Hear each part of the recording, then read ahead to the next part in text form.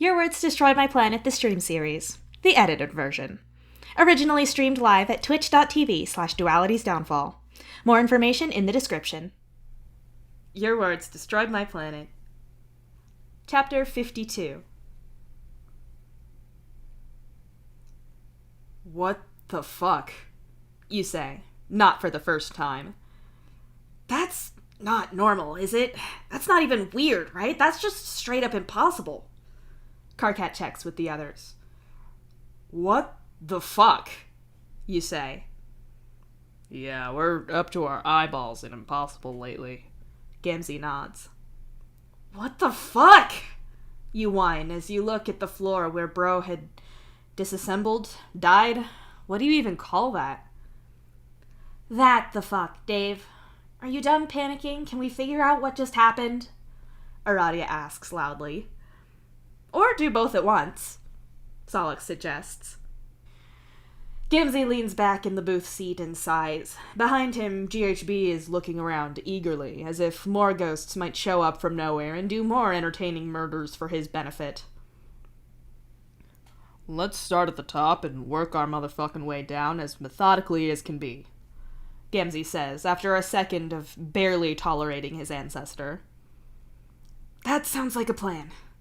Karkat nods. That was my uncle, and, well, Bro called her Mom, you say uncertainly, thinking of the two ghosts that had pinned Bro's screaming body to the table so he could be killed. Maybe not killed. Hopefully not killed, since you need him. Gamzee's right. You need to start at the beginning. Stop panicking like some new recruit freaking out on their first mission. You know better than this. Shut that shit down and focus. Sophia, that was his mother. Rosa was his great-grandmother. I think I know her, but I don't remember knowing her. That's about as much sense as I can make that information make. Solix adds in.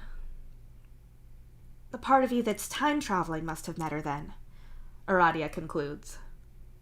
I think she was past Dave's ghost, Solix says. That should be a guess, but you don't think it is.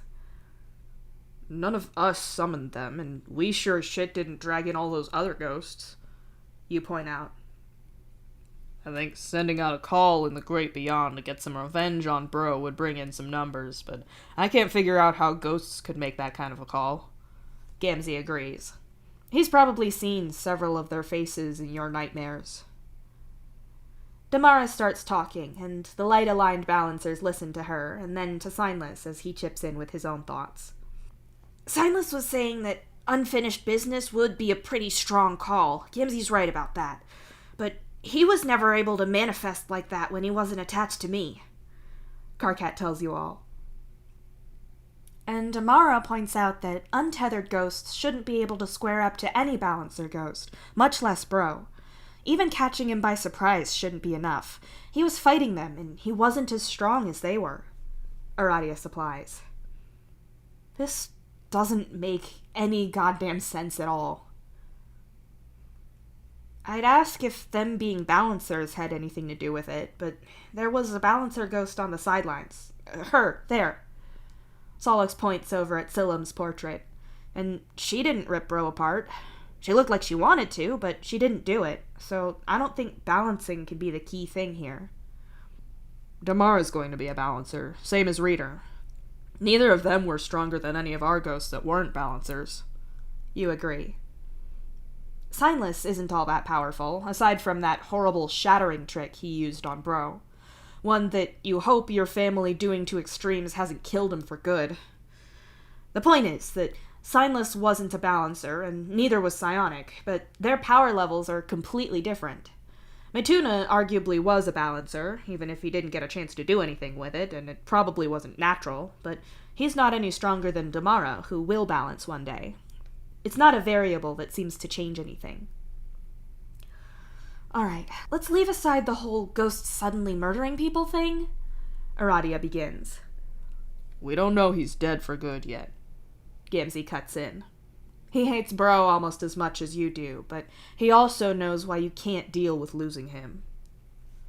I hope he's not dead. I want to see that again. GHB purrs in dark delight. Gamzee's eye twitches and he raises his hand threateningly. Oh, you gonna make me go? You've got no bro, you need me. GHB rumbles as he leans close into Gamzee's face. Gamzee freezes. With you ghostless, it's just him and Solix who can control the dark. You can see GHB's mental puppet strings in Gamzee's head. If he takes GHB out, then it's all on Psionic's somewhat unstable shoulders, and what's more is the fact that GHB might choose to not play nice. He might pull another stunt like he did when the rest of you were on Somnos. He's not above that. With fewer options, he has more power over Gamzee. This is a fucking nightmare. You are in a waking nightmare. Thankfully, for both you and Gamzee, you guess, Psionic takes that choice out of Gamzee's hands by throwing himself at GHB and throwing him across the room. The fight is short, with GHB retreating before Psionic can banish him.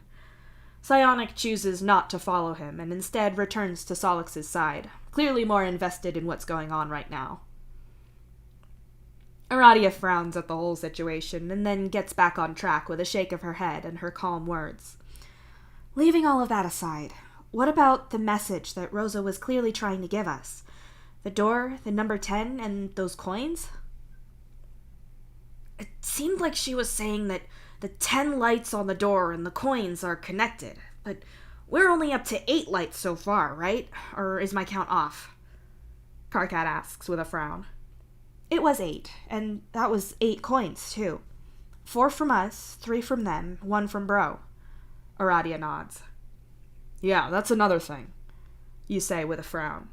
How come all of you had one, and all my family here had one, but I don't? You did give me that $1 earlier. Solix grins, his sharp teeth flashing in the dim bar light to highlight the perpetual menace to your sanity that he is. I didn't give you a magic eyeball $1, you groan. I'm ignoring your stupid conversation, Karkat says loudly. You literally just acknowledged it, Solix points out. Karkat ignores that, in favor of continuing. But are we to assume, then, that the more lights show up around the door, the more coins we get? Or do we have to find the last 2 coins before the door finishes lighting up? Aradia asks grimly. Both are plausible, but you like her idea less. That doesn't make it less likely to be true, though. Sure, but back to my thing. The thing you 4 all have in common is being balancers. The thing those 4 all had in common was being my family. Or being related to Bro, if you want to put it like that instead. Why am I not included? You ask. That's not the only thing we have in common. We're all trolls and you're not, for one thing. They were all dead. That was something they had in common, but you don't. Karkat points out. I don't think you get magic coins for not being human. That seems kind of racist, you exclaim in frustration. Signless adds something to that, but you don't know what, and given that he's got DNA in common with Cancri, you don't care to know either. Seeing as you are their family, and Rosa, that was her name.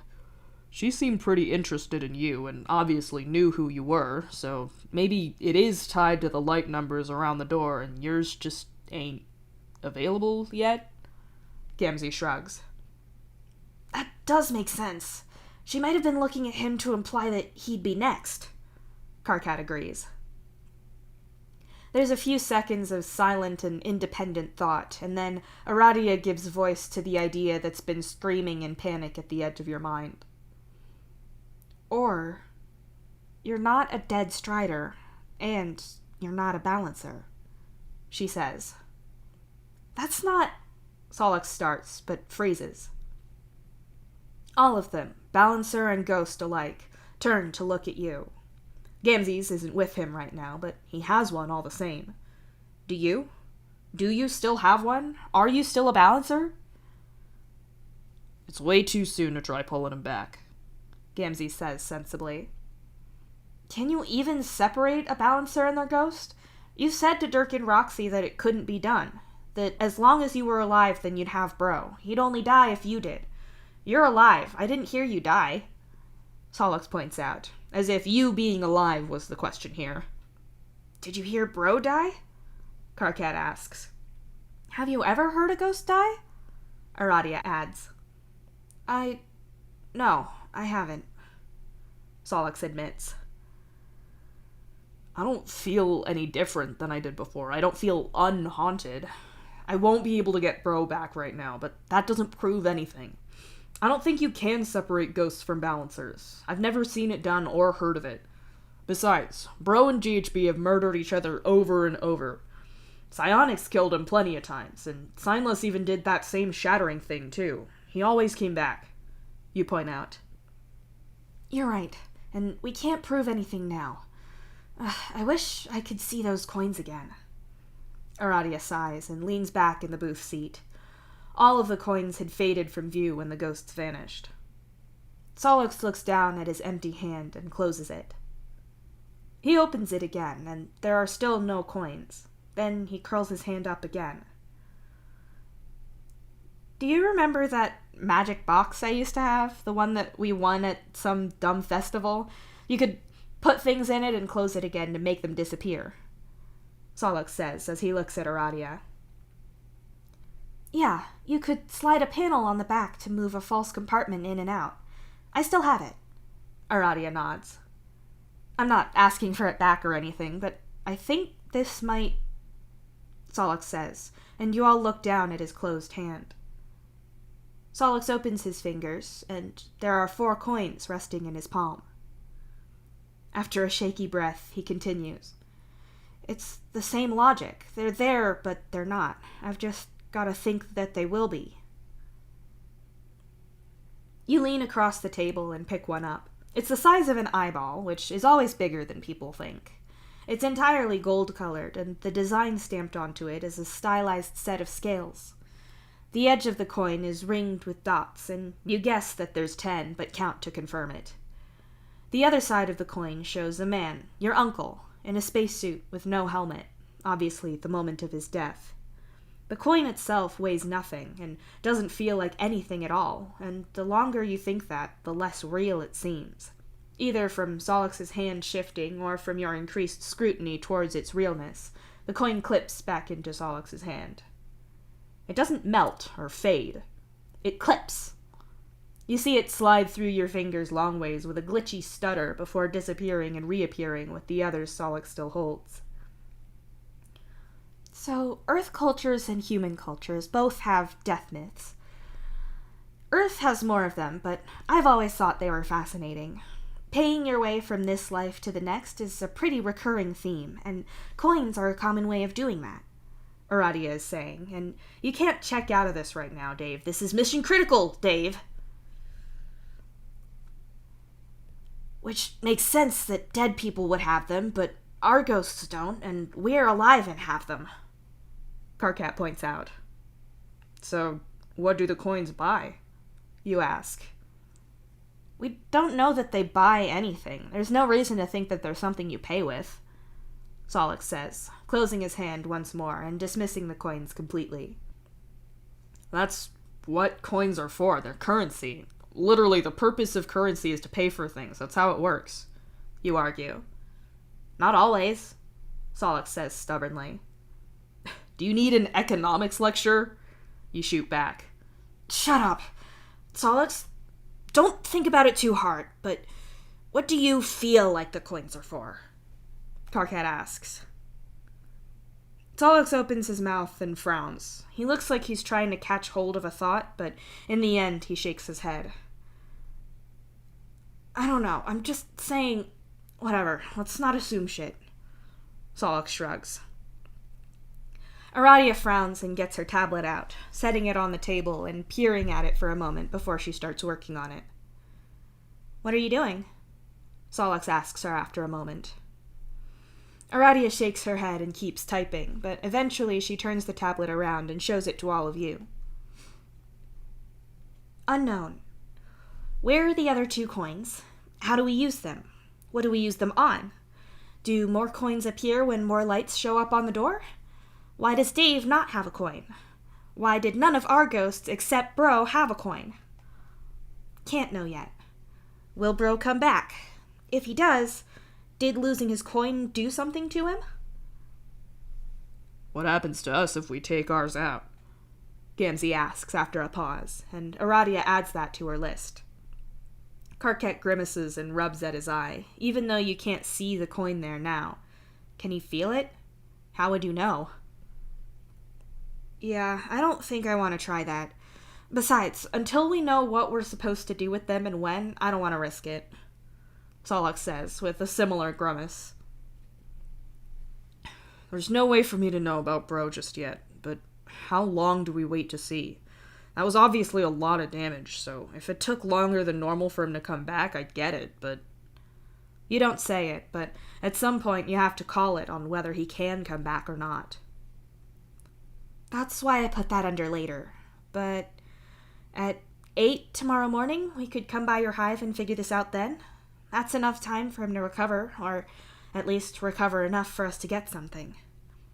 Aradia suggests. In private, without the people who are left in the bar watching you. The reminder that you're being observed makes the back of your neck prickle uncomfortably.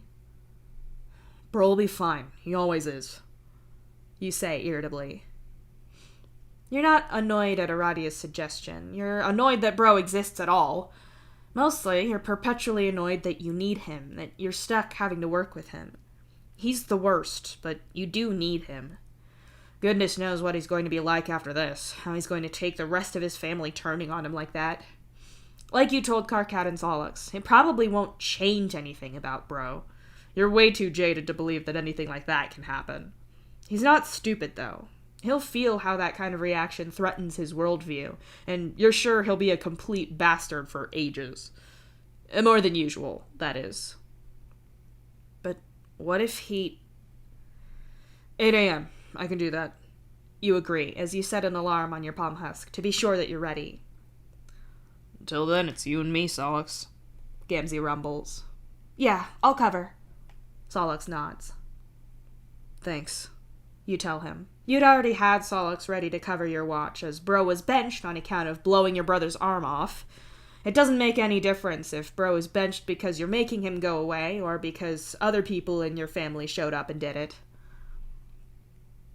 The image of Bro on the table flashes into your mind again. He was scared, angry, and in physical pain. You think that the coin removal hurt, and that Rosa did it as a means to an end, but she didn't look that sorry about how much it hurt. You're not sorry that it hurts when you banish him, but you don't relish it. You couldn't have done that to Bro. You don't think that you're capable of hurting someone like that. In self-defense, sure. To protect other people, fine. But you couldn't ambush someone with the specific intent to hurt them like that. You've been on the other end of that exchange too many times to be cool with that.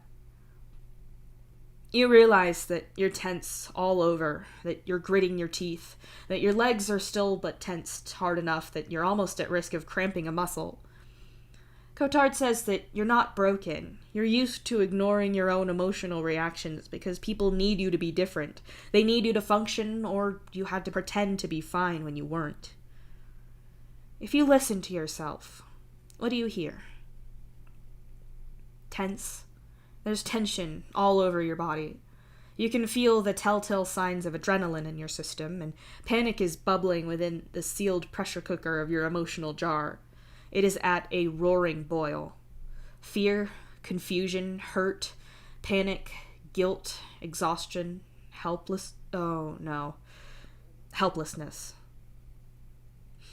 You flick out of the clock on your palm husk and hastily send a message to Cotard. You need an appointment, and you need it now. You need it 10 minutes ago. You need it yesterday, after Hal got his arm blown off. Why the fuck didn't you think to call your doctor after something like that? You went right back into sailor crisis management mode and forgot everything he's been trying to teach you. Stupid! No, wait. That's blaming and insulting yourself. That won't help. Hey, see? You didn't forget everything. Cotard gets back to you to try to ask you how big of an emergency this is. Can he suggest some self-regulation work and see you tomorrow evening? You tell him that Bro blew your brother's arm off and put him in the hospital, and now he's just been ripped apart by other dead members of your family. Kotar tells you he can see you in 2 hours, and to maybe get Beck to help you until then. I gotta go. See you at 8. You tell the others, and get up without waiting for a reply, already starting a message to your dad. Dad, is Beck still at your place? I need him. Hello, son. Yes, he's at home with me right now. I came back to feed and walk him. If you need him for support, you are more than welcome to take him back. The medical staff don't really like him in the hospital if he's not actively working. No, I know. Do you want to talk? I'm always here for you. I know, Dad. I'll tell you later, I promise. But I need to go to therapy because of so much shit, and the doc said bring Beck. That is part of Beck's job, and he does love to work. He's a good boy. A very good boy. Dave! Solix's voice startles you into turning around. You're outside the bar now. Oh, and Karkat is behind him now, too. I've gotta go. You tell him, and realize you said the same thing earlier. Insert coin, get default Dave with a dismissive response and no information. Are you doing something stupid or something smart? I can't tell. Solix asks suspiciously. He's dating both of us, so that's obvious. Karkat gets in immediately, because that was too good of an opportunity to let go to waste. I'm getting Beck and going to see my doc. You explain. That's a good idea. I'm glad you were able to get an appointment. Karkat nods approvingly. Your eyes snap to signless as he slides through a wall. Oh, you're very on edge, aren't you? You're on guard. If you need anything, Solix says, the offer unfinished, but the meaning getting across just fine. You nod, and Solix relaxes, trusting that you'll call out for him when you need his backup. Karkat looks concerned for you, and angry that things aren't going perfectly, but that's more or less his resting expression, isn't it? You wave at both of them, which is a little weird given that you're dating. Is there some kind of rule, like once you've relocated the party in Solix's pants to a party in your mouth, that you're past the polite, awkward wave stage? You know what? You're you, and even you regret the words that you just put together there. With a speed that's a little too fast for a casual walk, but nowhere near fast enough for a run, you walk away from the bar and towards your dad's place.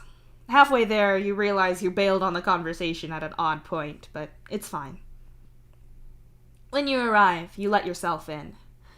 You find that your dad has one of Beck's slicker brushes in one hand and a lint roller in the other. He's getting the fur off of himself after brushing Beck out. There's actually a sizable amount of fur on the floor, but Beck is always shed like crazy. Dave, he smiles at you and sets the brush and roller to the side. Hey, Dad, I'll get this, you say, and grab the fur from the floor. Good idea. Not that I would accuse anyone of eating it the moment that he's unobserved, Dad says dryly, looking at Beck and picking the lint roller up again to go over his clothes a little more as you get rid of the handful of Beck's fur. Beck may or may not have eaten a handful of his own fur like this before and hacked it back up onto your bed. Fool you once. Okay, maybe more like fool you several dozen times over the course of a decade, but who's counting? It's only been 35 times. As soon as you come near your dad again, he pulls you into a hug and leads you down onto the sofa with him. He pulls you gently so that you lean over and rest your head on his shoulder as his arm wraps around your back in a one-armed hug. It has been very eventful lately, he observes, giving you a soft squeeze. One thing after another, after another, after another, after... Yeah, you sigh, shutting your eyes. Dad turns slightly and kisses the top of your head briefly, before going on to stroke his fingers through your hair in an attempt to neaten it a little. It's been a lot, and I know that things are complicated with your biological parents, more so than for most people. I'm not the expert on how any of that works, but if you want to talk, we can. But I know you, and I know that you always do whatever you can, that you helped your brother tremendously. You are a very brave and compassionate young man. I'm proud of you, he tells you. You know, when you first adopted us, you blurt that out without thinking, but now that you've started, you'll keep talking. You always keep talking. I thought that was fake, that you were just saying that kind of stuff to overcompensate for Mom and Bro, but you really mean it. It took ages to figure out that you really, really meant it. That's entirely understandable. I know that it was a big change. I know that most people aren't as upfront about their feelings as me, that a lot of men avoid it. I never wanted you to doubt that I loved you, or that I was proud of you and supported you. I always mean it, he assures you. Bro hates you so much, you know? You say quietly. You've not talked to him about Bro's feelings about him, not beyond confirming your dad's suspicion that him being trans was something Bro was repulsed by. Dad had told you then that he didn't care one bit about Bro's approval, so you hadn't kept talking about it. Now, the words just fall out of you. He has all this stuff that he thinks makes you a man. Toxic shit that you helped us unlearn, mostly. He hated it every time you talked about us like that, telling us that you were proud of us. Real men don't talk about their feelings or admit they were wrong. You sneer. Real people should be in touch with their feelings and be willing to admit when they have made a mistake, your dad says firmly, not even making that a man thing. I think I took after Bro more than I thought. I've had him around all this time, and with the balancer stuff and the secrecy, I know I do what he taught me to. Not think about how I feel, crush it down, and do what I have to do instead. You admit, and hold your hand out as Beck walks up to you to put his face in it. And look at you now, coming here to get Beck, talking to me, going to therapy. You're a better person and a better man than he ever was. You kids are the best thing they ever made, and even that's giving them too much credit. All of your good traits, you worked for them yourselves, you know that? That's why I'm so proud of you all, Dad says, moving to cup his hand around your cheek as he gives you a sincere and adoring smile. You hug your dad close, but after a while you realize that you should really get going to therapy. Your dad hugs you, and you lead Beck away, thinking about what your dad said. Masculinity isn't really a thing you've ever struggled with all that much, not beyond the usual growing up and figuring yourself out that everyone does, regardless of gender. There was a little sting about how much of a man you were because you and Jade weren't boning, but you can trace that particular thought right back to Bro's mouth. You can almost hear him say it. He said it enough times. Having Dad show you a positive side of being a man probably stopped a lot of issues before they started, and if you turned out just like him, you'd be rightfully happy about that. His approval of you is affirming. You want to be the kind of man that he is. It's just not the issue that you're dealing with. You get to Cotard's office and thank him for seeing you. The couch welcomes you when you sit down, just as much as Cinnamon Toast welcomes Beck with her excited tail wags. There's been a lot going on, Cotard says as he shuts the door and takes his seat. I could feel that it was fight or flight stuff coming up. I was tense and tight when I was talking to the others, and I know when I was dealing with Hal that I was in sailor mode or something. You frown and try to word this right, even as your heart hammers in your chest. I was doing and working instead of thinking. Or not, I was thinking, obviously, but not. How long has your heart been pounding like that? Processing what's happened and how you feel about it? Powering through it? Cotard suggests. Yeah. When I felt my chest get all tight, I tried to pay attention and realized that I should have called you, which was dumb. And then I realized that I was saying that and that I shouldn't be doing that either. I did contact you, though. You point out, like it'll up your score somehow. That's really good, Dave. Honestly, it's hard to be present when you're not used to doing that. When you've been trained not to be as well, Cotard says, with a genuine smile on his face. You wonder if Gamzee talks about that. Sailor training can have a way of breaking you down and building you back up again, which sounds fine until you accept that they still break you. You want to be able to keep your cool in a crisis, but sometimes that means you treat every crisis like it's a sailor situation. It takes a while for you to explain to Cotard everything that happened with Hal, everything you went through when you got him to the hospital, how Karkat was hurt and you didn't notice, and then finally everything that happened with Bro and the long-dead members of your family. As you go along, Cotard asks little questions, picking up on the way you phrase things and asking what you think it means, or if you really feel what your words imply. When you get to the end, Cotard seems thoughtful, sitting in silence for several long seconds. "How do you feel about what happened to Hal?" he asks finally. "Guilty. I wish I'd acted faster. I want to say that if I'd dismissed Bro sooner, then maybe the device wouldn't have exploded, but I'm not sure how true that is.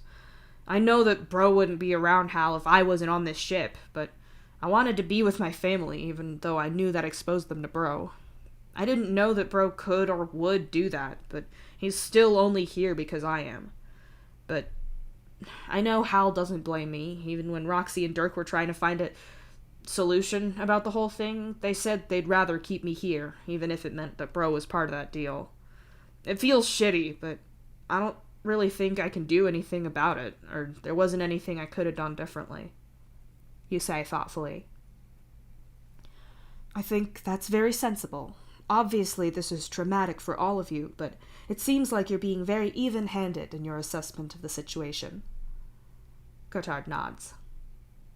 "Right, and obviously Hal shouldn't lose a limb. I'm not happy about that, but the Cybernetic Enhancement Club isn't all that bad, right?" you point out, gesturing to your eyes in his hand. "It's better to not be part of it, but it's incredible what people can do for replacements now." Cotard nods. You know that Cotard is going to ask about Karkat next, so you beat him to it and lay out your assessment of that situation as calmly as you can. "I feel awful about Karkat. I should have known better with that. I'm trained to recognize those symptoms. If Hal hadn't been as hurt as he was, I know I'd have spotted it right away, but I was so focused on Hal that I missed it. Which, yeah, Hal was the more immediate medical priority, and he's my brother. I wouldn't blame someone else for missing it, but I still feel guilty. I love Karkat. I don't want him hurt, and I think I'm probably going to always feel guilty about dropping the ball on that one," you admit with a sigh. "What did he have to say about it?" the doc asks, like he already knows the answer. "More or less the same, and he's right. Also, he's totally fine now, thank fuck for that. Besides, I know him. He wouldn't ask for help or distract me in a situation like that, even if he had been aware of how hurt he was. That's just what Karkat is like, so he definitely doesn't blame me. That don't make me feel any better," you mutter, and you can almost imagine Rose on the other side of the ship suddenly saying "doesn't," even though she wasn't near enough to correct you. "I'm not going to tell you not to feel negatively about this, but I want you to be aware of this situation with both Karkat and Hal," Cotard challenges you. "Aware how?" You question him. That sounds really specific, so what's he got planned? Feeling sadness, guilt, and regret are natural responses to a situation such as this. All I want to ask is that you try to be aware of how you're thinking about things when it comes to them. Make sure that you're not trying to act in a certain way to alleviate your perceived guilt, that the way you talk to yourself about these feelings doesn't become accusatory and unhealthy. You can feel bad, but you aren't bad as a person, he reminds you. You consider that for a moment. It would be easy to slip into a pattern of behavior like that. At first, it'd just be to take care of them both after they're hurt, maybe, but it could easily escalate, unbalancing your relationships with them to try to earn enough points to, win the guilt game? Get out of guilt bankruptcy? I'll watch that. You agree with a nod.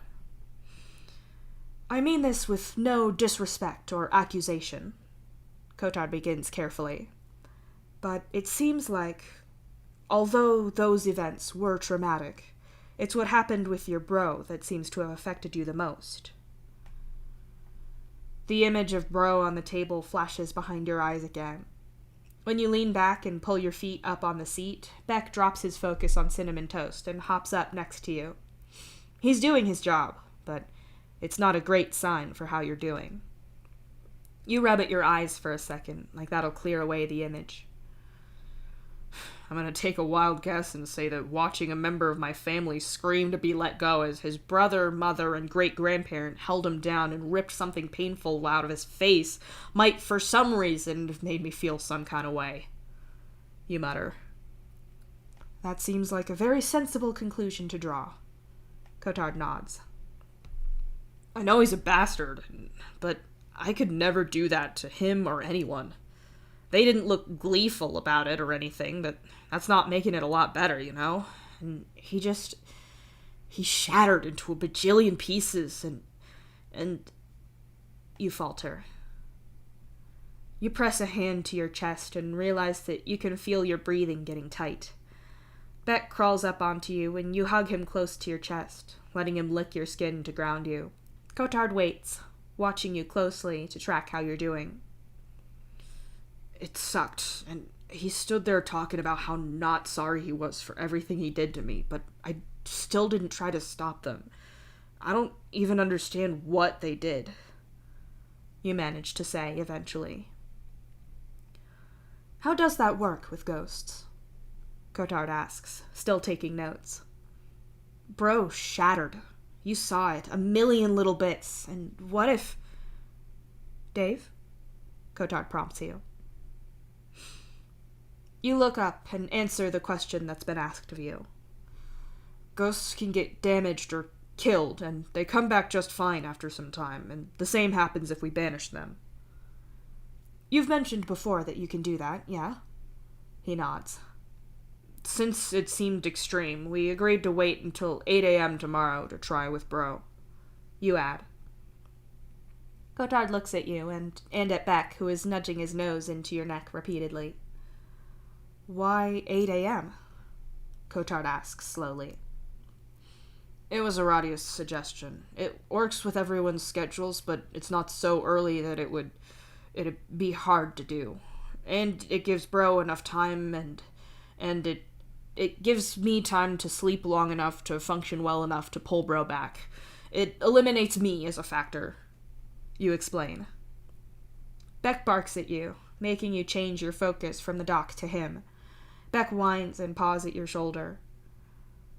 Dave, your breathing is a little fast, and your speech is a little bit off. Cotard says, ever so carefully. You don't know what to say to that. How do you feel? He asks. I'm fine. The words are out of your mouth before you know it. Compared to how you were earlier, how do you feel? Emotionally, physically? He presses you. I'm fine. There's nothing I can do until tomorrow, you say, and for some reason your voice is croaky and dry.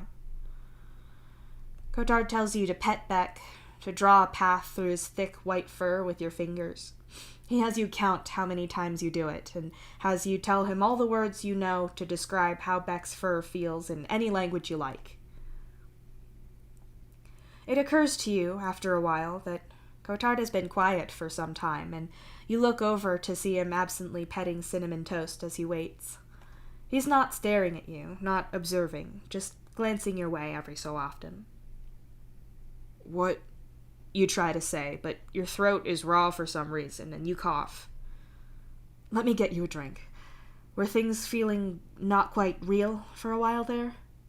He questions you as he reaches down for a bottle of water. You don't know when he got that out. You take it from him and swallow a good amount before you manage to reply. Yeah, I think. We talked before about how you tend to respond to stress with focusing on doing a job or performing a role. It's part of what led to your concerns about there not being a real you under there. He begins. Right. You nod. And we've seen what happens when that breaks down. You end up having a panic attack. But I think a lot of time you go into this kind of crisis mode and eventually it wears off, leading to a crash or to other emotional repercussions. You caught that you were doing it when you contacted me, remember? He goes on. Yeah, I was... Was that... You ask with a frown. I think that was part of it. I think what you just experienced was derealization, an extreme anxiety response in which the mind retreats away from a very stressful situation or stimulus because it's safer. Sometimes people get this without a panic attack, and sometimes it's part of it. I'm sure you've seen it in other people before. Cotard explains. New sailors sometimes panic silently. They look fine, but they're not. I look out for them, and... You pause and look at Beck. You'd try to distract them with something, or give them something very basic and repetitive to do until they came out the other side of it and could really hear you when you talk to them. I think between your childhood and your sailor training, you keep a lot of functioning in that kind of state. You panic, and then you fill a role or do a task and shove everything else away. Beck was trying to bring you out of it, and you could follow instructions well enough to get calm enough to come back. Cotard tells you, gesturing to Beck with his metal hand. What do I do? You ask, at the same time that you start to feel that need to have a task rising in you. Something to do. That helps. If you're doing something, then you can focus on that alone. It really is a coping strategy, isn't it? It may not be a bad one, entirely, but it's sure as hell not working right now. What you do now is go home. You should try to relax and process how you feel. I've got another appointment that I've cleared out for you tomorrow. Clearly there is something specific about your current situation that's causing you some very intense anxiety, but right now you'd only overflow if we push this more. Cotard advises you. You nod to that, and to the doc's questions about the medication he prescribed you for an actual panic attack, making sure it's on you, that kind of thing. It's not great, but he thinks that's likely enough to be an issue that he has to ask about it. With Beck leading you, you make your way home. You're aware that you're a little numb as you travel, and you wonder if you're fully out of this de-real thing or not. Dave, are you okay? Karkat asks you the second that you're through the door. You make an indecisive kind of grunt and sprawl out on the lounge plank next to him. Karkat ditches his tablet to pull at your shoulder, so you lean up enough to rest your head on his soft thigh. Therapy went bad. I'm tired. You mumble. So rest then, Karkat rumbles, his voice quiet enough that you know the tones of his voice would... Wait. Could you... You look up at him and feel the words you want to say freeze in your chest. What do you want me to do? Karkat asks, watching you with warm red eyes that are endlessly patient right now. I love your voice, and I'm supposed to... the doc had me petting Beck because it's repetitive, good, something. Could you read? Anything. I don't mind. You don't know how to articulate this very stupid and embarrassing thing, to ask for such a dumb kind of help. Karkat narrows his eyes, and for a moment your panicky... Are you still panicking? Nervous system thinks that you've done something wrong. That you said the wrong thing, messed up somehow. At least, that's what you think until Karkat gnaws at his thick bottom lip for a second or two, then brightens. I'm still avoiding resting the back of my head on anything, but I have an idea. Come here, Karkat says. He shuffles along the lounge plank until he's along the edge of the cushions lengthways, with a gap between the back of the lounge plank and him. He moves a couple of cushions under his head and then opens one arm to beckon you into the space that he's made. He's stretched out on the seats of the lounge plank like it's his bed, only he's the one at the edge of the cushions, his back to the rest of the room. It leaves a closed-in, safe little space for you between him and the back of the lounge plank. He's offering it to you, and you don't need asking a second time. You slip between the back of the lounge plank and Karkat's body right away, pressing one ear to Karkat's chest and pressing your face into the seat of the lounge plank so you can hear him but not really see anything at all. Here, Karkat prompts you and wedges a cushion between your face and the seat of the lounge plank. You still have your face down, and it's still dark, but now your left ear is muffled by the cushion, and your right is pressed to Karkat's chest. Plus, you have the added benefit of not smothering yourself against the furniture. Karkat's warm and gravelly voice informs you that he's going to read you one of his books, and when Beck hops up to lay across your legs, you figure that he wants story time too. You allow everything to narrow. You focus on the soothing sound of Karkat's voice and the warm weight of your dog on your legs. You feel Karkat's breathing as his chest moves against your body, and Beck's as his warm breath passes over your right ankle where one of your socks has slipped down. You pay attention to your own heart beating and your own breath playing counterpoint to the background noise of Karkat's words. With a detached and almost dreamlike kind of observation, you watch as your body's stress responses start to lower and return to some kind of baseline level of tension. Karkat's claws skirt up and down your spine, long but blunt-tipped from... Wait. You frown slightly as you remember Karkat's right arm propped up to hold the back of his head, and you know he's holding his tablet with the other hand.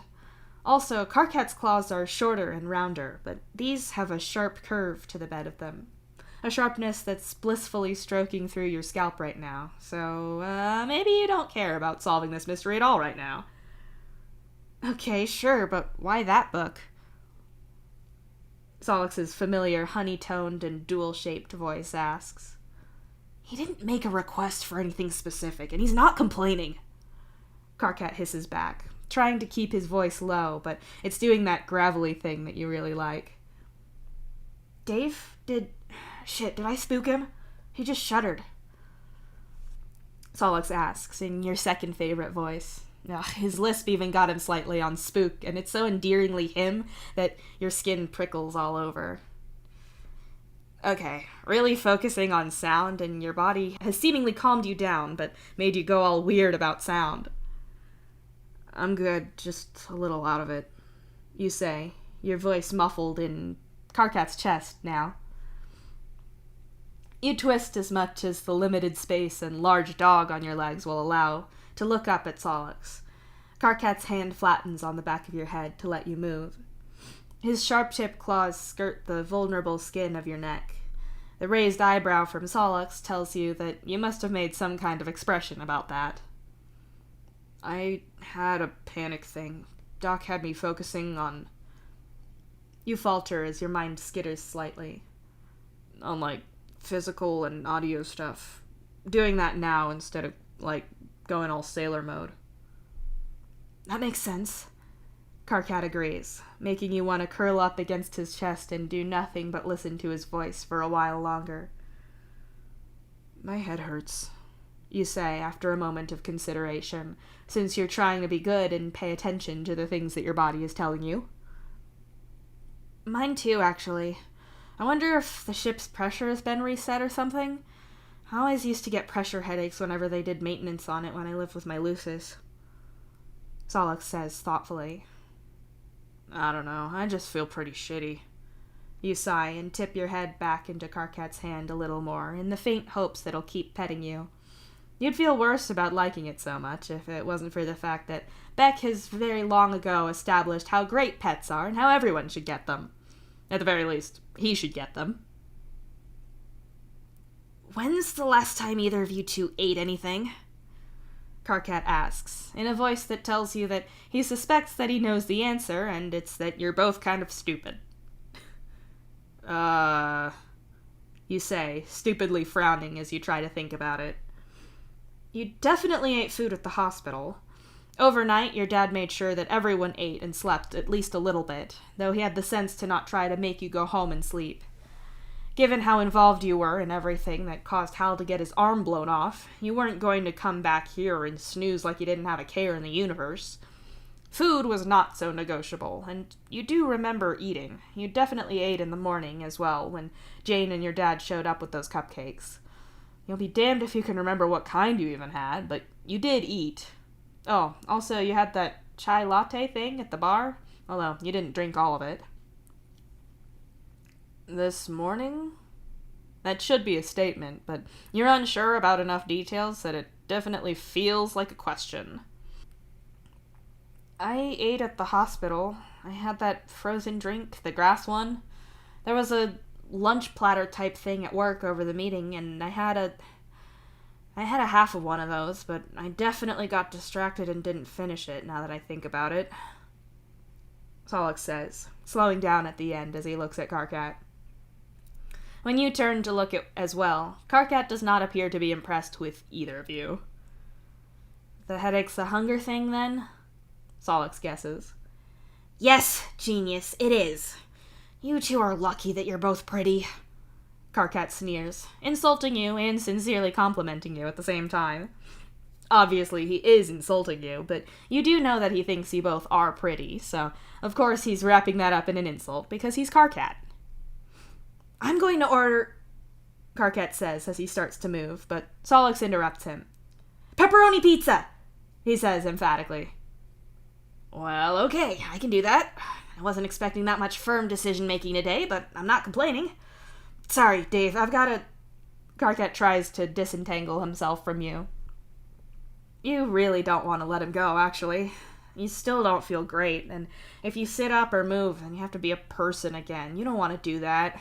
Solix solves this problem by getting in the middle of this before Karkat even tries to move you, though. He psionically extricates Karkat from his position and floats himself back in Karkat's place, all while supporting you with a gently tingling psionic cushion of air, which is fine by you. I guess that works, Karkat says from somewhere behind Solix. You can't see because you're already burying your face in the space between Solix's chest and the lounge plank cushions. Another win for dating two people instead of one. Solix laughs, the tone of his voice reverberating in his chest. You sigh and hold Solix close. As nice as this is, you know that you've kind of come out of that calming down headspace that you were in earlier, and now you mostly feel tired and burnt out emotionally. Cotard is right. This worn-out feeling is one you've had from time to time, but you always put it down to dealing with stress and having a delayed reaction. That is technically true, but you didn't consider that operating on a single fragmented aspect of your Dave personas, trademark, was the exact reason for it being so draining. What was your meeting about? You ask Solix from deep within the dark safety of his shirt, his body, and the soft lounge plank cushions. Hal and the palm husk, mostly, he tells you. Oh, that makes sense. You could have worked that out if you'd thought about it at all. Solix's claws brush your skin in soothing little patterns, letting you soak in how nice that feels. If Bro saw this, he...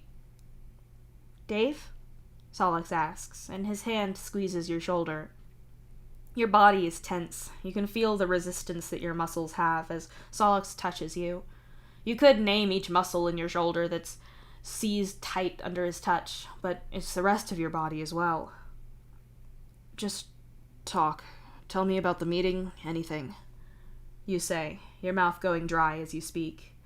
You can hear your pulse in your ears, and you think it might be getting faster. Sure, if that's okay. It was kind of what we already said. They're going to go really hard on trying to track down the ones where we have a good clue about where they might be.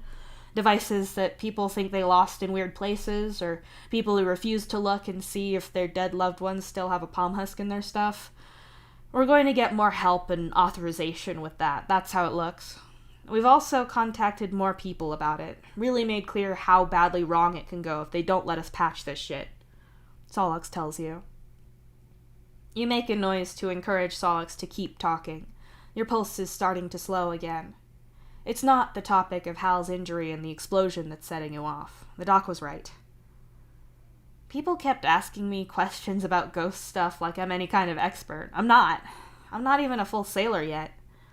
Solix goes on. I need to train you more, you manage to say. Another thing you've kind of dropped the ball on. Yeah, me and Karkat have been trying to keep on it by ourselves, but we don't really know what we're doing. I'm sorry I let that stuff slip. I know you were disappointed. Solix says softly and leans down to kiss the top of your head. You tilt your head up to show your face and give him a better target, which he aims for without you even having to ask. From the position that you're in, it's hard for you to kiss him back, or for him to kiss you properly, but it's nice all the same. It's weird. The anxiety in your chest and the feeling of being so close to him is making you make odd connections. Remember our first kiss? You ask. Probably a stupid tangent. Yeah, I really couldn't believe that you were willing to kiss me at all then, especially after I told you that I had feelings for you and it'd mean something to me if we kissed. Solix grins. It meant a lot to me, too. I was too dumb to get what it was I was feeling. You say, irritated at your past self for being that dumb. Solix shuffles himself down the lounge plank so you're face to face, instead of your face being at chest level for him. It worked out. Solix smiles and leans in to kiss you. You're cool with that. So very cool. You're avoiding thinking, and you're trying to be present with your body's responses to stress or whatever. You're sure that Solix can assist you with that right now. Okay, that's all ordered, and Solix, that's not keeping Dave calm and relaxed. I was gone for 5 minutes. What the hell? Karkat groans. He's not stressed out, Solix protests. I'm good. You agree quickly, if a little hazily. You two are going to eat and drink something, Karkat threatens you, caringly, as he does. You do, in fact, eat and drink something. With dedicated purpose, you focus on the smallest details of everything, on what you're eating, on what Karkat and Solix are saying, and how it sounds when they talk, on the feel of Beck's fur. You zoom in on every minute thing, and diligently pop your brain out of your skull and leave it off to the side where it's safe. Solix asked you once on Somnos if you saw everything in high def. Could you see everyone's pores in gross detail, every tiny hair, all of that? The actual answer is that you can, but you have to mentally focus to process everything at that kind of resolution. What your eyes take in is more than your brain deals with. The footage that you can capture is crystal clear, but it's still your brain picking the framing, and your lived experience filters out the extra information.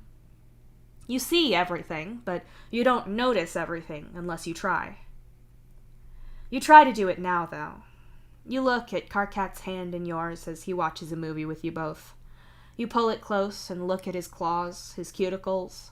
If you really try, you can make out the faint shadow of tiny blood vessels there. But when you stop focusing really closely on things, you can feel this thing at the edge of your mental peripheral vision. A yawning chasm of panic that you could fall into at the slightest second, and the only thing keeping your footing is very intently pretending that it's not right there. When you sleep that night, you sleep with Beck in your bed with you, your arm wrapped tight around his big furry body. You don't dream.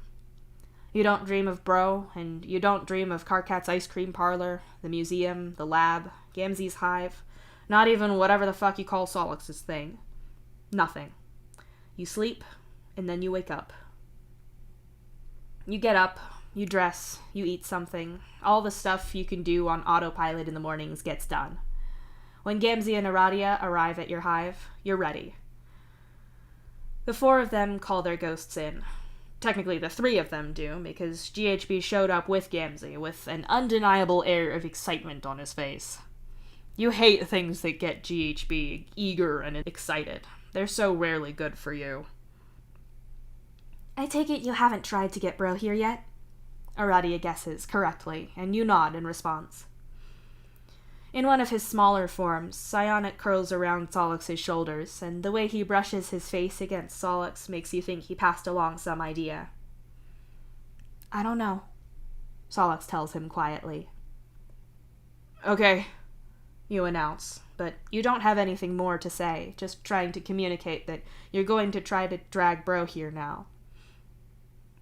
You try not to think about how he looked in a million billion tiny pieces. Instead, you simply pull him towards you, something you've done countless times. You can do it with scarcely a thought. You just sort of reach out and do it. Except, you reach out and don't. The place where your mental reach would normally find Bro contains not Bro. You recoil at the sensation, and something of it must show on your face. Is he too hurt? Karkat asks slowly. You shake your head, and GHB's smile is slasher movie wide. Panic rises in your chest as you scramble to find Bro again, reaching out and grabbing for anything. Your mental touch alights on something, so you desperately drag it back, and then air next to you glitches, funhouse mirror shards of Bro flickering in the air. For a second or two, you get a warped image of his face, looking from the others to you, but one half of his face is very notably missing, the half that his great-grandmother ripped a coin from. Then, mere seconds after he appeared, he shatters apart and vanishes. Signless says something to Karkat, prompting Damara and Matuna to say something back. Maybe we can try balancing. It could be easier for him to stick around or recover if you're channeling the past through him, Aradia suggests. Nuh-uh. Motherfucker's dead. I don't know how he's still ticking, but... GHB's speech becomes garbled as Gamzee makes a face of irritated concentration. He's tuning him right the fuck out, but it's a little late. Bro's dead. Bro... No, you can't do this right now, Dave. Let's try you and me, Aradia. Always work best. You say hastily as you mentally kick and shove the panic in your head down. She tries to lead you through Drunken Sailor, and as you start it with her and try to pull on Bro, the same thing happens. He appears in bits, only to fall apart right away. You can't channel jack shit with him here, and Aradia ends up working without you, essentially just checking what's going on in the ship. You can still feel the balance, feel that the ship is basically level right now, but you can't do dick about it. I can't balance. I can feel it, but I can't do anything. You whisper in horror, your hands clutching the back of the lounge plank as tight as you can. Maybe it'll get better? Karkat ventures, hopefully.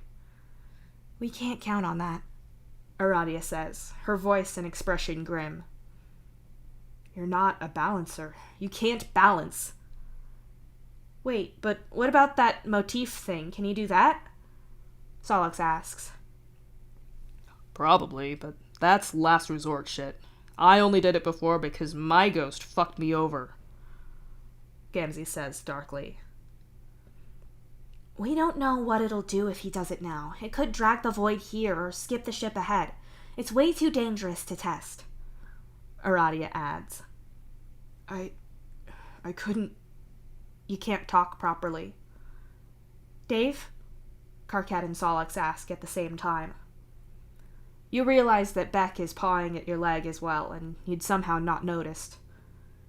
You can't balance. You can't defend yourself against the void. Can't protect anyone. Dave? Karkat asks again. You can barely hear him over the ringing in your ears. You flinch as Solix moves quickly, but he's moving away from you.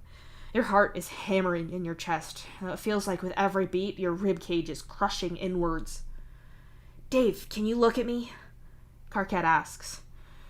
I can't breathe, you croak out. Beck shoves you to the ground as Solix hurries back over. He's saying something, but you can't make it out, can't make anything out. He has you take something and wash it down with a gulp of water that you nearly choke on, and you hold tightly onto Beck as Karkat strokes your knee. When Solix gets up, you flinch, and you do it again when he comes back and sits next to you, his back against the lounge plank by yours. Solix must have given you one of the things for panic attacks. The medication, the one that your doc... Yeah.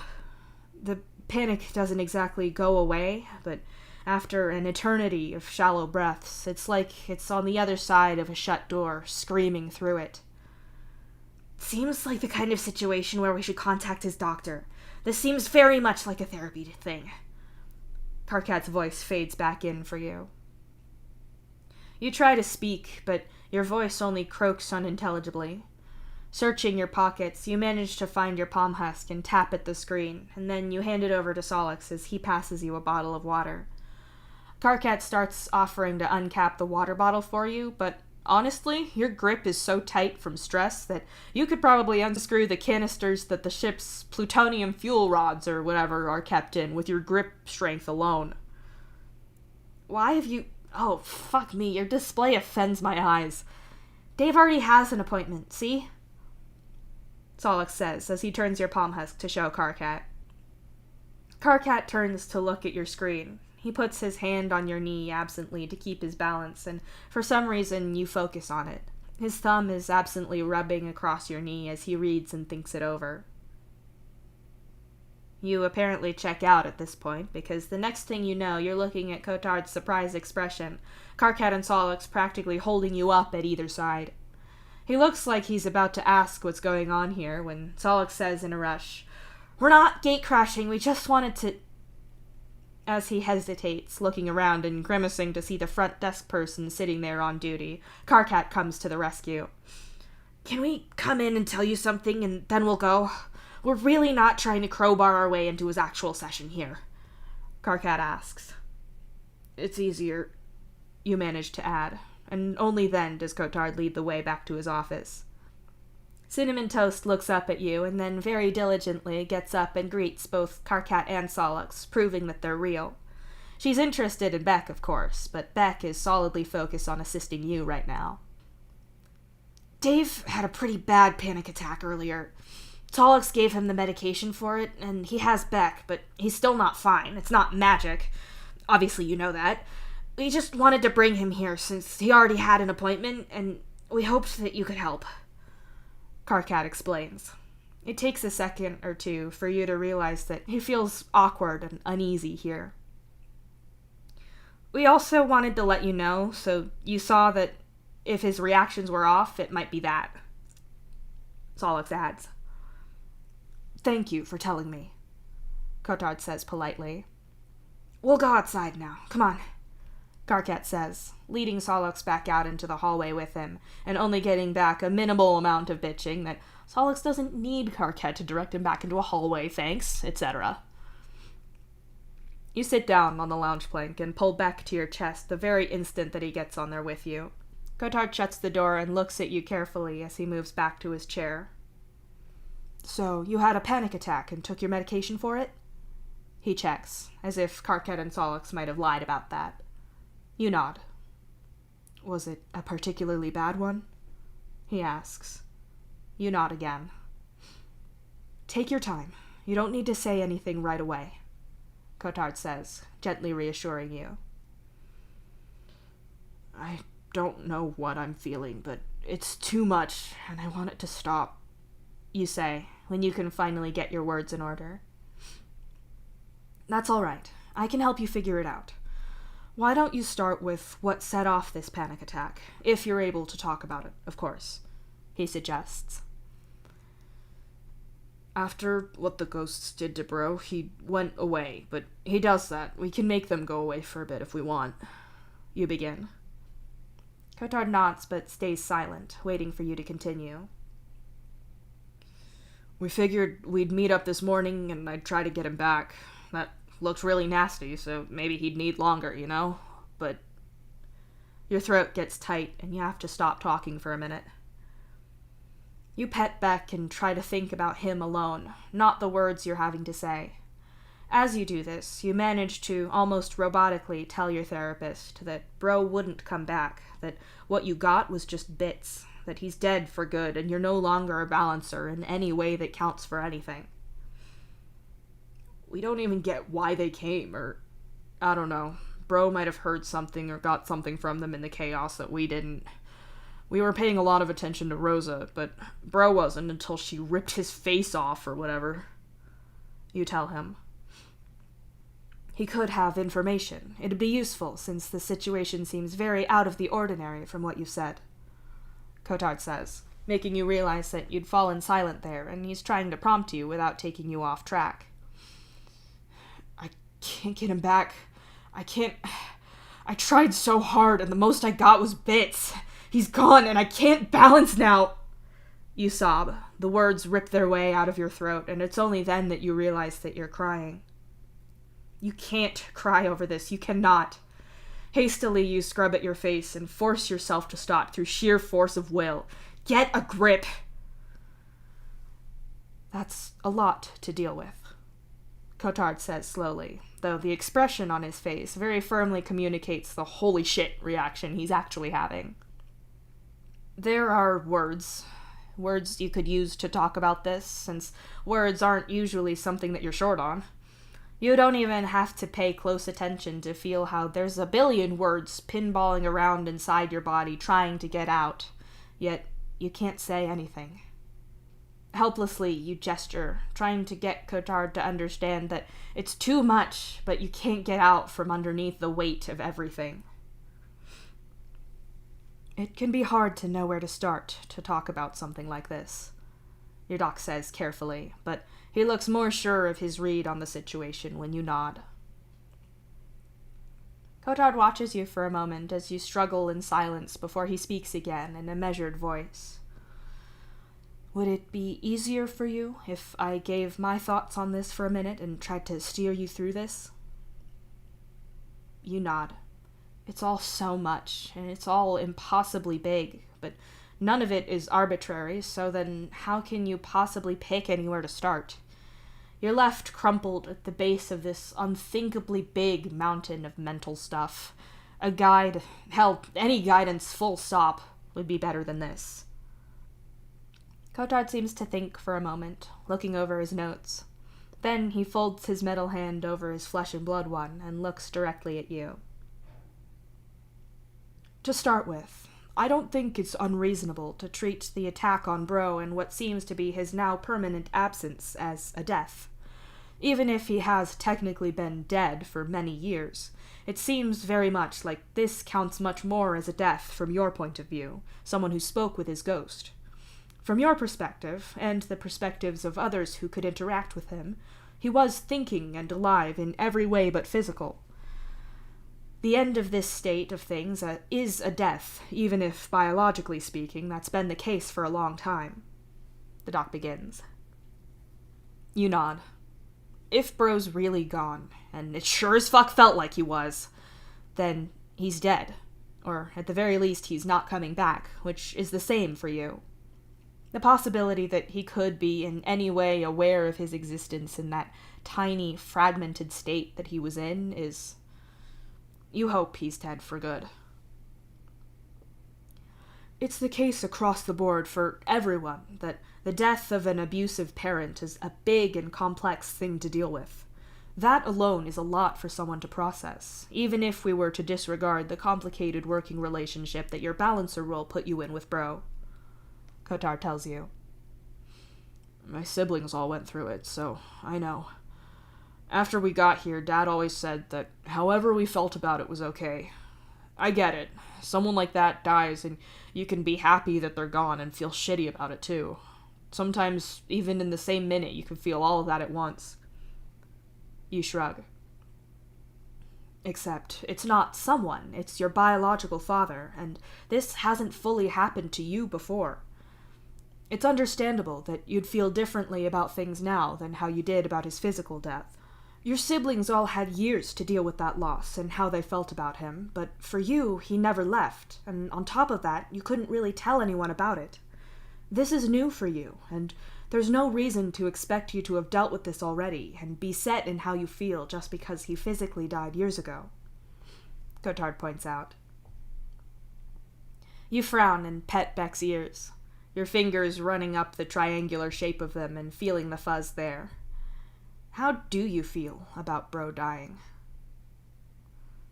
I guess maybe he deserved to go out like he did after everything he did. It looked like it really... You shudder and try to keep talking so you don't get stuck thinking about how Bro was screaming and trying to get away. Shit, now you're thinking about it. Fuck, keep talking! I hate him, but I couldn't do that. That was his fucking family, and they did that, killed him like that. You force out, just in time to stop there being a huge and obvious gap. That's also an incredibly distressing thing to witness. The doc agrees, but you suspect he caught that falter anyway. Slowly, you nod your head. It was a lot. Maybe it makes you weak, but you couldn't kill Bro like that, or at least you don't think that you could. Not premeditated and out of nowhere when you've got him outnumbered and held down like that. And for what? Some weird magic coins that you don't get for some reason? Oh, fuck. Maybe they're coins that balancers get, and you don't get one because you aren't one now. Bro had one, but then again, he did see his brother when he died, so clearly there was something going on with his sensitivity. You're not a balancer now, though. They showed up and murdered him. I'm not gonna say it wasn't...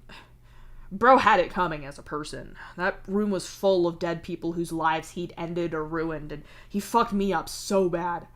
I get the idea of ghosts wanting revenge, but what the fuck do the three of them... Where do they get off coming in here like that? You demand. Cotard's pen moves lightning fast over the surface of his tablet, and he speaks without looking up from it. Tell me what you mean by that. I mean, they were his family. Sure, he didn't know Rosa personally, but that didn't stop her showing up and killing him. You hiss. Does them being family bother you because Bro was your father and he was abusive towards you as well? Is it the similarity that's getting you? Cotard asks. That's not great, is it? But neither your uncle nor your grandmother had seemed like they relished Bro's pain or fear. They looked reluctant about it. Not so much that they stopped it, of course. Rosa seemed angry and determined, maybe vengeful, but it's not the rapt attention to another person's suffering that Mom and Bro used to get. They weren't into it. No, it wasn't the same kind of thing. Obviously, they knew what he did. They were sad and disgusted with him. It wasn't like how Mom and Bro were. You explain. Cotard nods and notes that down. He looks back at you afterwards as if he expects you to keep going on. It's one of his tricks to make you keep talking. It works, and you're not mad about it. It's why you're here, right? Keep going, then. Them showing up like they did is getting to you. It's making you feel so much that you can scream, but you don't know exactly why. So, talk about it, then. They just showed up out of nowhere like that. Bro wasn't even doing anything. You point out. Cotard looks up from his tablet screen. Really? No, I mean, that's not right. He just maimed Hal, so of course he was doing something wrong, but that doesn't feel like what you meant. What do you mean? He wasn't that second, though. Why show up now? I guess I should be asking why didn't they... something. I don't know. You frown. Your hands are shaking slightly, and you're gritting your teeth. You said, why now? Cotard echoes. Why now? The thought streaks through your mind like a shot and hits something. Something that groans like a dam about to burst. The words start to flow out of your mouth, slow at first, but you can feel the pressure of them. Why now? What's special about now? My whole fucking life, Bro's been torturing me, even after he died. But I need him to balance, and these assholes show up now? They show up and ruin my whole deal, so where the fuck were they when Bro started this? Or better yet, if they'd been better goddamn people, then maybe Bro wouldn't have turned out like he did. But no, they failed, and then have my life is over now! They didn't help shit! You are angrier than you've ever been, and you didn't even see the rage coming. It's not fair, Cotard says softly. It's not... You can't even get past 2 words before you have to grab back and bury your face in his furry shoulder. It's not fair that Bro treated you the way that he did. It's not fair that no one stopped him. It's a horrible thing to face that your ancestors show up now to kill him despite not doing anything before. It's not okay, Cotard says softly. You pull away from Beck, or at least you lift your face from his body. I hate Bro, but I needed him. I can't balance without him. I don't know why they do this to me. They don't even know me. Shit, that... God, Rosa was acting like she cared about me, but she stabbed me in the back. You say bitterly. Cotard is quiet for a few long moments that seem to stretch longer still. You don't like the silence, not when it feels like you're being evaluated. It feels that way because you are, and even though Cotard has proven himself helpful and understanding over the time you've seen him, well, being watched by someone evaluating your responses isn't a comfortable feeling for you. Can you elaborate on that last part? You said she stabbed you in the back. I know you mean metaphorically, but what makes you put it like that? He asks carefully. You don't like when he gets this wary about having you explain the way you worded something. It usually means you've said something that's hinted at a deeply messed up idea that you didn't realize you had or didn't realize wasn't normal. She killed bro. I had to watch it, which was bad enough, and she didn't do it when it would have helped. She did it now. You explain. When... Cotard narrows his eyes and readies his pen. When would it have helped? I'm not saying murder is a helpful thing to do for someone. That's not what I'm saying. You correct yourself. No, that's, well, obviously, yes. Murder bad, hot take of the millennia. You said she didn't do it when it would have helped, and contrasted that to now. What's the distinction there? He asks. When would it have been helpful? You guess. You don't understand the question, and he's waiting for you to say more. I need bro to balance. I need to balance. People are relying on me. Bro's an asshole who deserves his shit getting completely wrecked, but I need him around. Not emotionally, but literally I need him to funnel the whole void thing through. No ghost, no ability to balance. No useful ability. I could probably do a little, but practically I'm dead here. You explain. I understand. Her killing bro had a huge effect on this and on you. I'm going to get back to that, but when would that not have been the case? You said she didn't help, so, for lack of a better term, when would have been a good time? He asks you. ASAP, obviously. The moment bro died, before everything else did. You say, with a dismissive laugh. Cotard isn't laughing. Before everything else did. He repeats. Not questioning, merely sounding the statement out so you can hear it again. Before... Something in your chest thrashes, but you continue to unspool the idea from the end of the thread that Cotard has pinned down. You know, before I realized what I was. I knew that I still had big chunks of bro's soul haunting me then, but if she'd got him right when he died, then those probably wouldn't have... The string of this thought is snarled and tangled deep in your chest, wrapped around your organs like warnings from the vet about not letting Beck eat tinsel or string. If you yank too hard, you could pull yourself inside out in the world's worst party trick. You try to be gentle instead. Imagine this moment, the comparison you drew up, where Rosa, Sophia, and your Uncle Dave didn't murder bro yesterday, but instead chose the moment he died to end his reign of terror. You remember being there at his execution, hiding with Rose and watching to be sure that he was really dead and gone. You can still hear the sound of his boots in the airlock, the way Rose tried to hold her breath to stay quiet, but the fear kept making her fall back into small, terrified breaths. What if they'd shown up then? The bits of bro probably would have gone away, or they'd have been unable to talk to me. I'd still have balancer shit like I do now. Seeing the ghosts, feeling stuff, but you say slowly. You can do that now. Cotard agrees, his words tugging at that thread of idea again. You know it's different, and so does he, but you have to put it into words. If it happened then I wouldn't have been a balancer. Obviously I could do this, but people might not have known, or they'd know and find out that I couldn't do shit. You explain, and these words feel like you dragged them up from somewhere deep, but you can't stop now that you've started, even though you're not rushing through the idea. I wouldn't have had bro screwing with me my whole life. I could have figured things out sooner. I'm not saying that I don't like my life now. I like seeing new planets. I love the actual sailor stuff. I love Karkat and Solix, and I don't know if I would have ended up with this if I hadn't... You shake your head. You're losing it. But if it had been right away, then I wouldn't have had so much shit to get over. I could have done anything else.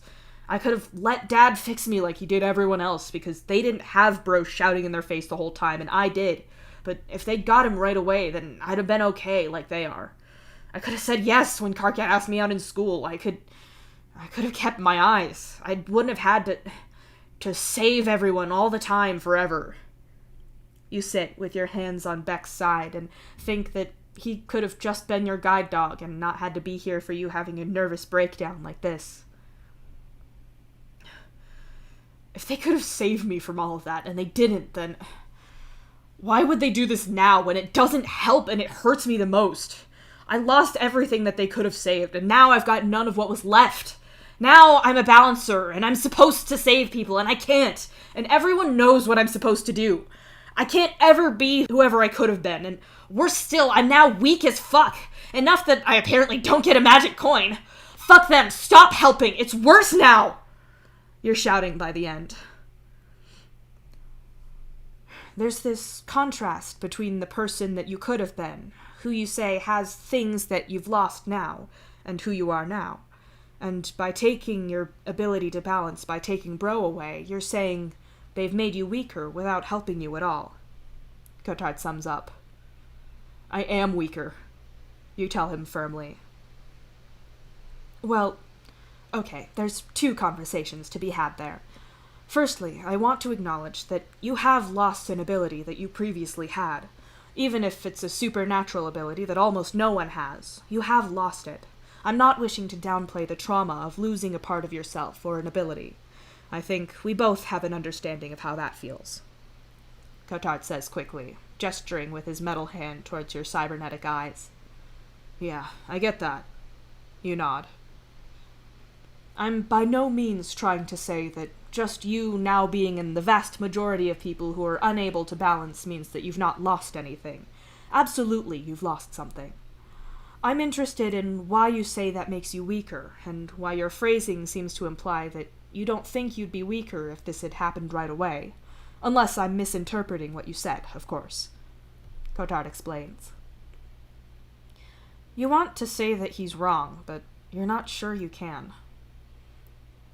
I don't know, you admit. Cotard makes a go-on kind of gesture and waits. Obviously, all of this it was the whole reason Mom and Bro were testing me. It helped.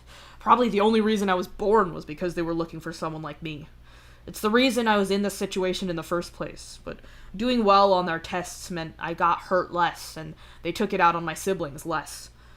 When we got here, the captain wasn't threatening when she found out about me, but you all saw it was always on the table, and no shit, balancing has to happen or people are in danger from the void, and me not being able to do that is bad.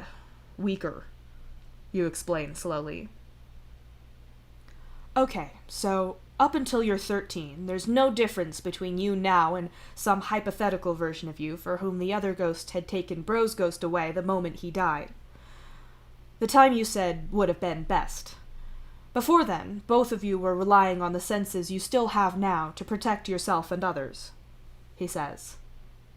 Yeah, you say, uncertainly, not getting where he's going. So, what's the difference? He questions. This is obvious, isn't it? It feels obvious, but does that just mean you've accepted some idea without questioning it? Because I'm supposed to be a balancer. I was one.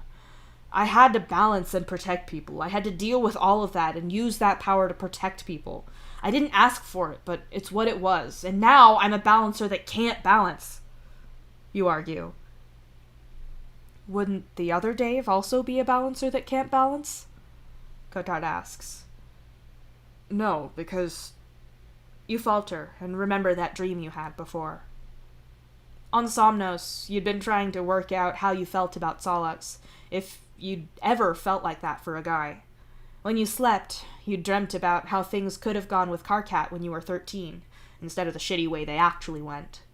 The kid you dreamt that you were is the one that you're talking about, the one who was screwed up from what his parents did to him, but was now out in a new life, with a father who loved him and could unpick his thoughts about not being straight and didn't have a dead bro yelling at him the whole time. Because he couldn't have done anything about it. You can't threaten someone's family for them not balancing if they can't. Can't force someone to do a job forever if they can't do it. Can't make them responsible for shit.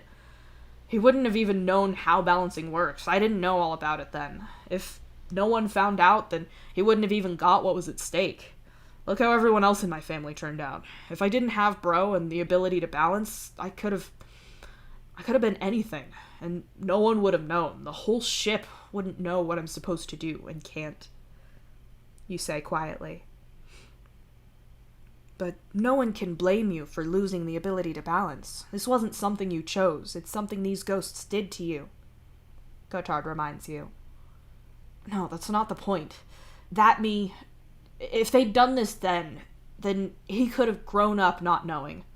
He could have thought he had weird ghost psionics and some of them went away when bro died. He could have dismissed the shit he knew from mom as some bonkers fucking theory because it was all top secret and no one talked about it. He could have shoved that all in a box and grown up to be anyone, just like everyone else in my family did. You snap. Inside you, the emotional dam and the tangled string of thought mash into one stupid metaphor for all you're feeling until they coalesce into one screaming concept. It's not fair. I don't get that. I know what I could do, and now I can't, and I know what the cost is. I know how much more Solix and Gamzee are going to have to work without me there, how much that's going to eat into their sleep, their sanity, how many hours they're going to have to do. I'm going to be able to feel what's wrong with the balance because I've spent so long training to see it, but now I can't do shit about it. I've got a whole ship's worth of sailors who are used to looking at me to help, and now I won't be able to do shit for them. And some of them are going to die, and I'll know that I should have been able to stop it, but now I can't. Thanks to this job and what it did to my family, the whole secret about the void is out now, and everyone on the ship knows about me, and now they're going to know that I can't help. Don't talk to me about disability. Yours isn't broadcast to the whole ship. Your medical records didn't get beamed to every device with Wi-Fi. That other me could have grown up into someone else, but now I'm me, and I can't do shit about it. I'm not retiring and taking up web design and pottery. I'm just impotent as shit and forced to watch the people I care about most risk their lives without me there to help. Of course I'm fucking weaker now. Those 3 ghosts ruined my life! You snarl. Cotard opens his mouth, but you're not done yet. Don't give me shit about how it's weakness for me, but not for him. Like, I know I've got some kind of damage or whatever about having to save people, being obligated or whatever the fuck. Yeah, fine. I'm probably screwed up there. But don't tell me that I'm supposed to watch Karkat and Solix balance without me, put themselves in danger without me there to help, when I can see and feel what's going on and used to be able to do something. I meant to watch that and think that losing this doesn't make me actually weaker than I was. Like I'll just sit there and watch the void swallow them up and insist that I'm just differently abled or some shit now. Cotard sits there in silence for a few seconds, and as so often happens with you, anger recedes and leads a hollow kind of guilt. You know that you're right to be angry, but it feels like shit. Shit, I'm sorry. It's just... You look down at Beck, who's watching you carefully. You don't need to be sorry. Anger is a perfectly natural response. I didn't mean to imply that you haven't really lost something here. The word choice felt like a moral judgment, and even if there is something there, I didn't want to make you feel like you haven't been literally weakened in an ability you once had. You've been through a lot of horrible things in a really short time. Also, over a really long time, actually. Cotard adds that last part with a frown. It's a consistent shit show, you say, with a small laugh that you don't really feel. Oh, definitely. You're allowed to be angry and sad, to feel grief for what you lost and for Bro's loss. It's not fair. It really isn't. No one can reasonably expect you to just walk this one off like nothing happened. He nods in agreement. You're not sure if you should feel bad for going off like that, and you don't know how much he was actually making the point that you were raging against. Maybe it's just an idea in your head that you needed to punch out. It feels a little more like you know what you think, at least. You have no goddamn idea if you're doing therapy right at all. Is it a thing you can do right? You can certainly do psychology wrong. Just look at your parents. So, what do I do now? You ask, suddenly aware of how you're technically over the time you're supposed to have, even if it's only by a few minutes. Honestly, whatever the hell you want to do. Within reason, at least. Cotard laughs weakly. What? You say back. What I mean is that practically I should probably see you more frequently for a while, but as for what you should do, I think everyone owes you a lot of grace. Go do sailor or construction work if it makes you feel better, or don't if it doesn't. See your family if it helps, or process things alone. After everything you've done for everyone, and everything you've been through, I think no one has any right to expect you to behave in any way besides what works best for you. Look after yourself, obviously, but I don't think you should worry at all about how you're supposed to handle this.